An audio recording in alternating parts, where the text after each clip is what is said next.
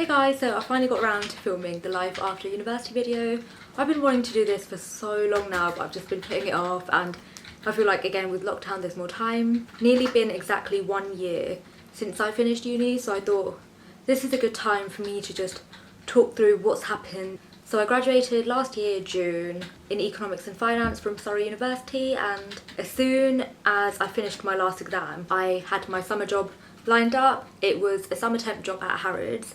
In 2016, I did the summer temp job at Harrods as well, so I kind of knew what it was like, or I thought I did. So I thought, oh yeah, like it's good, they pay well, and it's a good summer job, because I wanted to buy a car before I started my grad job, and I also wanted to treat myself and go on a proper holiday, and rather than get into more debt, I thought, let me just work, earn money, and just pay for it that way. So that was my reasoning behind it.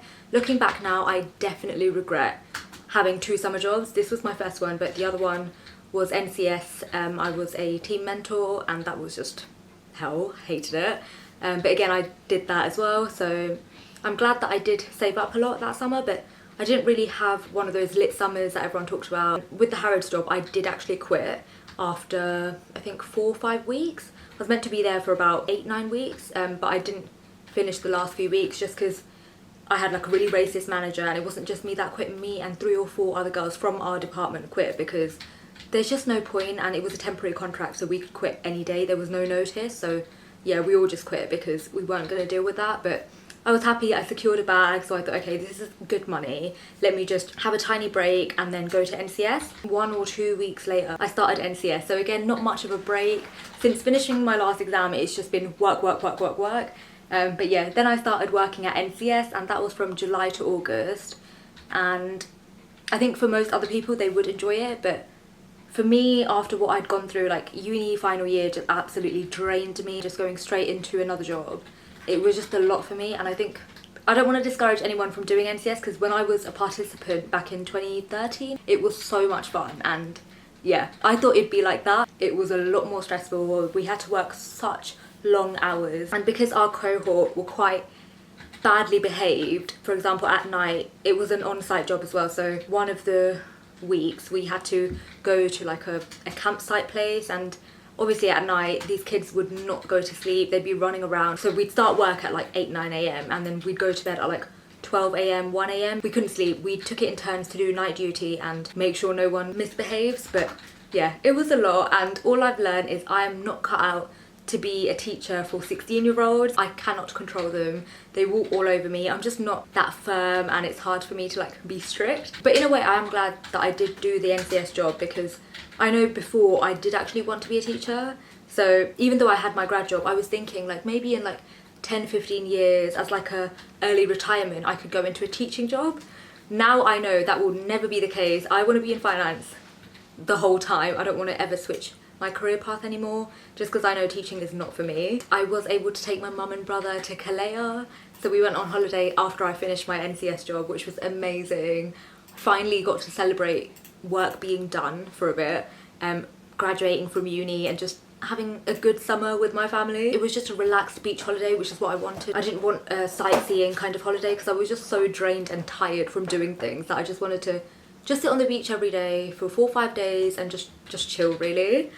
So that's what we did, and we loved it. I'm so glad that my brother came, because he had so much fun. We had just had inflatables and we were just living our best life. Yeah, that holiday was very much needed, and I came back feeling so much more refreshed and kind of energized, I guess, after all of this. 2 or 3 weeks later, I had to start my graduate job. I started in mid or early September. I had this grad job secured in March of 2019, so whilst I was in final year, because I had started applying since final year started. So since September I had been applying, because I knew that finding a job would take so long, and I didn't want to have that summer of just pressure to get a job. So I thought, you know what, the least I could do is put more pressure on myself during final year, get a job, so then afterwards I can kind of relax in that sense. So I am really glad that I did have my job secured, and I didn't have to apply during summer or anything like that. I started working full-time in September, and it is a 9-to-5 job, or right now it's actually 8 to 4:30, which is great because I love finishing early. I would rather start early and finish early and have my evening than start at 9-9:30 and finish at 5:30, 6 or whatever, because I just feel like your whole day's gone by then. So really grateful. The fact that I can drive to this job is one of the best things about it for me, and I only applied for jobs mainly out of London and near my house because I knew that I don't like the tube. I get really like anxious and have actually started having panic attacks. So I knew that actually for my mental health and just for me, a job that I can drive to is so much easier. So that's what I did, and really grateful that I got this job. It's in Watford. I live in zone 5, so driving, it only takes me about 40-45 minutes if there's traffic, but right now in lockdown there's no traffic, and sometimes I do still have to go to the office. They've given me a key worker letter, so I go in about once a week just to do some checks. I work at Camelot, which is a lottery, as a finance trainee / trainee accountant, so we obviously still have to process our checks and stuff like that. So I go in once a week, and yeah, driving there takes me about 20-25 minutes, so not much time at all, so really grateful. But yeah, I think adjusting to working full-time was very difficult because even though I did work over summer, I knew, okay, another 5 weeks of working and then I'm free. Whereas with this, it was like, I'm actually going to be working the rest of my life until I retire.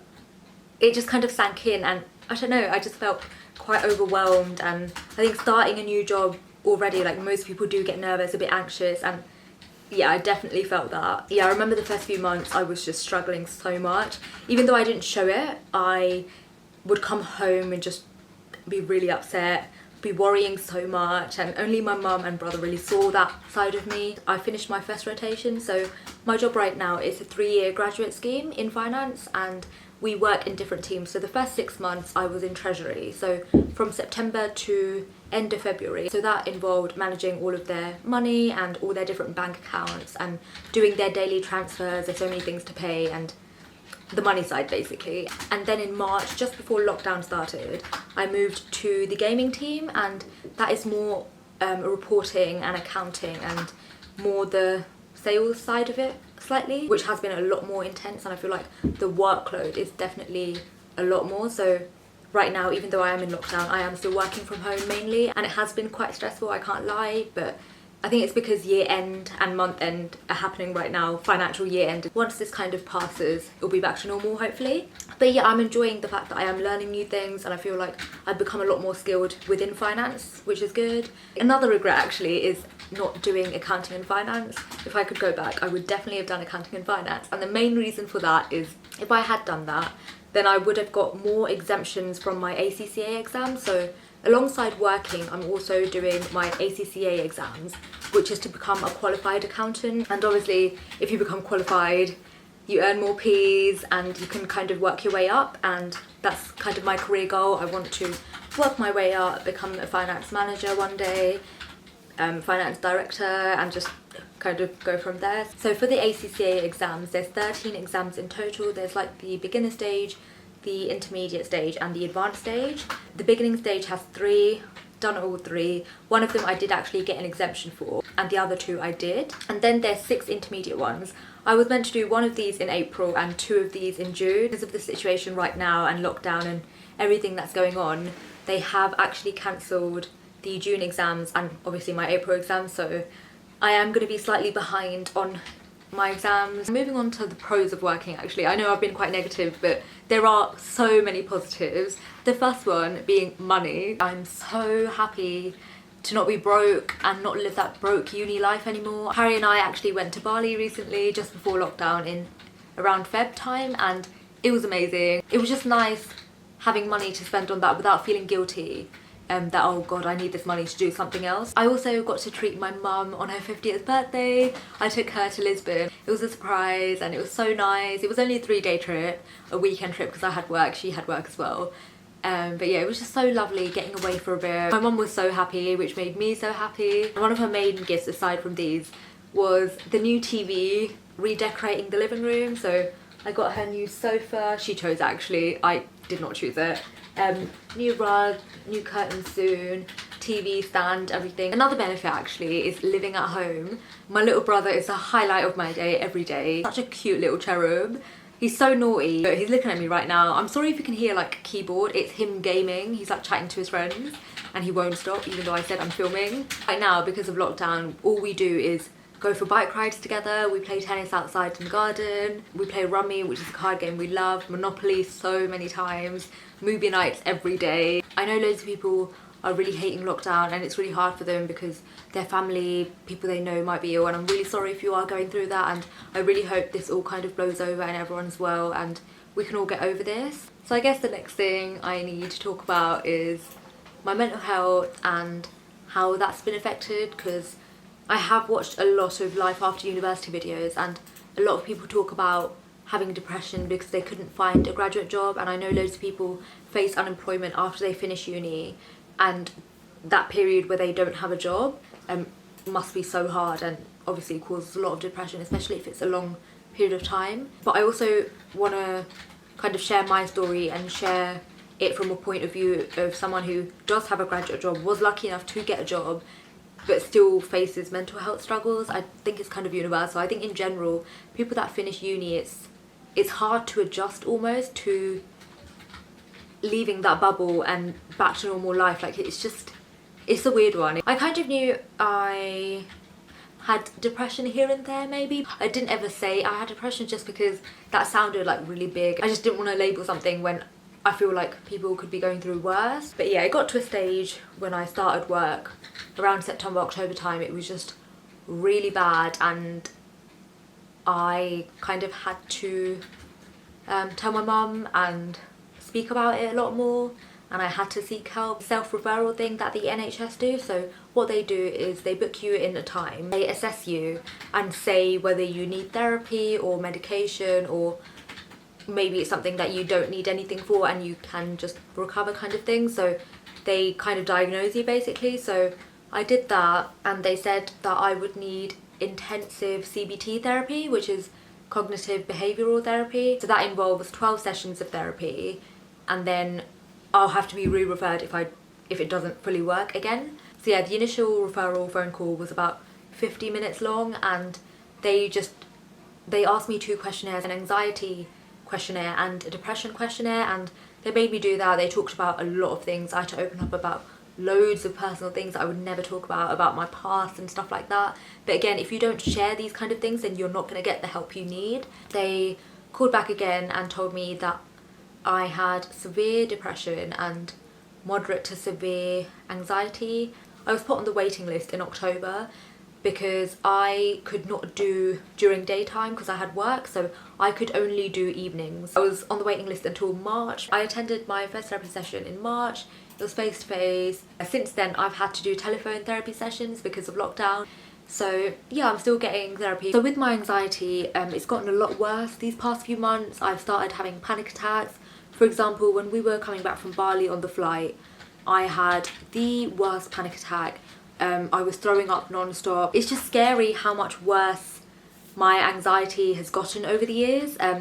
I never thought I'd be throwing up from it, because if you know me, you know that I never throw up. Even when like we used to drink at uni, I was the one that wouldn't really throw up because I never let myself get to that level because I was scared of throwing up. There's different types of anxiety, and the one that I have is mainly social. So again, it's mainly the fear of people's judgment. So yeah, I can't really be in too many like crowded places. And then with depression, this is definitely something I've had multiple times in my life, whereas now it's like persistent. Like it's been years, it's not going away. Lockdown actually is helping me so much. Incredible for my mental health. I'm the happiest I've been in so long. Once I start going back to work again, it's just gonna go straight down. I have been offered medication, but I said no, just because I feel like I can kind of deal with this and I want to overcome it, or learn to cope with it even, without using medication, because I've watched a lot of videos. What I've read most is that some people, when they try and come off the medication, they get really bad withdrawal symptoms and their anxiety, depression just gets a lot worse, and I don't ever want to get to that stage. I don't want to ever rely on a medication. I want to be able to do things without medication. So yeah, I'm not taking any medication, just therapy. Even people that you watch and think are so happy do have mental health struggles, and it's quite a common thing now, which is really sad. Even some of my closest family and friends don't know about this, and if you guys are watching, please do not ask me any questions about it. Just act like you never saw this when you see me in person. I just want to share this so that my viewers and anyone going through this can see kind of the struggles that people go through after university. Quite a difficult world. Adulting is hard. And yeah, it's not easy, but we get through it, and there are definitely a lot of positives to it as well. Again, like money, living at home, saving. Before I go, one of the main things I wanted to mention is after uni and once you have a graduate job or any job secured, definitely open up a savings account. I opened up the Help to Buy ISA. The first payment you can put 1,200. I don't think they do it anymore, but you can open a LISA account, which is pretty much the same thing. And I was deliberating between the Help to Buy and LISA, but I went for the Help to Buy. But yeah, I think a LISA is a great alternative. Yeah, I'm aiming to buy a property within the next 2 to 4 years. I'm really lucky in the sense that right next to my house, very nearby, they're going to start building a new block of apartments. Ideal for me because I'm so close with my family that I wouldn't want to move too far away from them. Religiously saving now. I've cut down on all my spending. Aside from the 2-bed and 1-bed flats, they are actually building houses as well. So if I do save up enough, then maybe I can try for the 2-bed house. But again, it's a lot more expensive and I will need to save up a lot more. Yeah, I've decided I'm going to be so frugal and just save. I also track all my finances. I've got a spreadsheet with everything I spend and how much I save, and I can see roughly in 2 years how much money I'll have saved up, where I will be financially and all of that. Just an estimate, but I think it's really good actually to be aware of these things because once you finish uni you have to adult, and if you don't think about these things then you won't make the most of it and you won't maximize your money. Yeah, that's pretty much it. And again, make sure you leave any questions below. I will answer them, or I'll answer them in a video in the future. And if you have any video recommendations actually, please leave them down below because we are still in lockdown and I feel like on weekends I can definitely make time to film now, so I've got no excuse. I don't have exams, so yes, I will try and be more consistent on YouTube at least throughout lockdown.